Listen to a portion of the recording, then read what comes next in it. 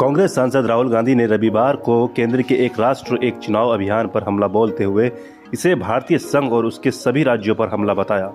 राहुल ने कहा, भारत राज्यों का एक संघ है, एक राष्ट्र एक चुनाव का विचार संघ और उसके सभी राज्यों पर हमला है। केंद्र ने शुक्रवार को लोकसभा और राज्यसभा चुनाव एक साथ कराने की संभावना तलाशने के लिए एक पैनल की घोषणा की। पूर्व राष्ट्रपति रामनाथ कोविंद की अध्यक्षता वाली समिति में केंद्रीय गृह मंत्री अमित शाह, कांग्रेस के लोकसभा नेता अधीर रंजन चौधरी, वहीं पूर्व विपक्ष के नेता राज्यसभा गुलाम नबी आजाद, 15 में वित्त आयोग के पूर्व अध्यक्ष NK सिंह, पूर्व लोकसभा महासचिव सुभाष कश्यप, वरिष्ठ वकील हरीश साल्वे और पूर्व मुख्य सत्कर्ता आयुक्त संजय कोठारी शामिल हैं। वहीं कानून राज्य मंत्री अर्जुन राम मेघवाल विशेष आमंत्रित सदस्य के रूप में उच्च स्तरीय समिति की बैठक में भाग लेंगे। पैनल को संविधान और अन्य वैधानिक प्रावधानों के तहत मौजूदा ढांचे को ध्यान में रखते हुए लोकसभा, राज्य विधानसभाओं, नगर पालिकाओं और पंचायत चुनावों को एक साथ आयोजित करने की पड़ताल, उनके व्यावहारिक पक्ष के बारे में अपनी रिपोर्ट देना है। विपक्ष को विश्वास में लिए बिना ऐसी सरकारी घोषणा को चुनौती तब मिली जब कांग्रेस के अधीर रंजन चौधरी ने हमला बोला। अधीर ने पैनल में शामिल होने से इनकार कर दिया है।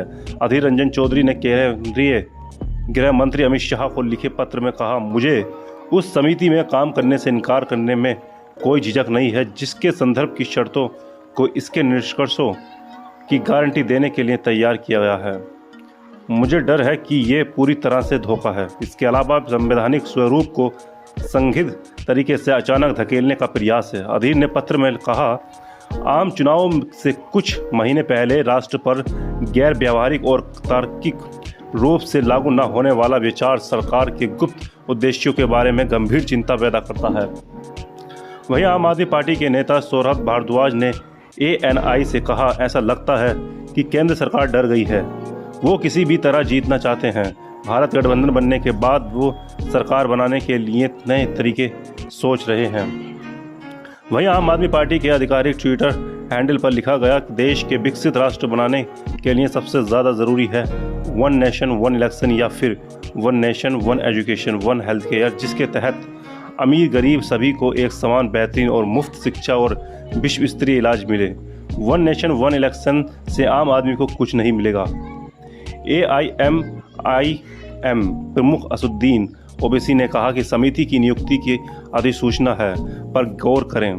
ये स्पष्ट है कि ये महज एक औपचारिकता है और सरकार पहले ही इसे आगे बढ़ाने का फैसला कर चुकी है।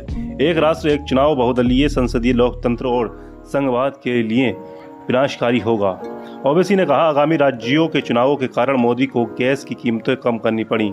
वो एक ऐसा परिदृश्य चाहते हैं जहां अगर वो चुनाव जीतते हैं तो अगले 5 साल बिना किसी जवाबदेही के जन विरोधी नीतियों को आगे बढ़ाने में बताएं। तो दोस्तों, आपकी क्या राय है कि एक देश एक चुनाव होना चाहिए या नहीं, हमें कमेंट सेक्शन में ज़रूर बताएं। साथ ही साथ वीडियो को ज़्यादा से ज़्यादा शेयर करें और चैनल को सब्सक्राइब करना ना भूलें।